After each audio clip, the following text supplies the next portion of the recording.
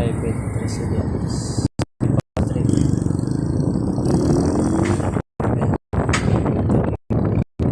Or 200.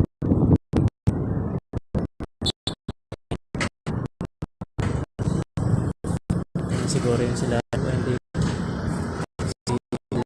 si Villa Flor ang inaantay, hindi pa nakarating. Nasa himpapawid pa, nasa binakutok-tok pa yata noon. Ako'y 5 minuto na nag-aantay din eh.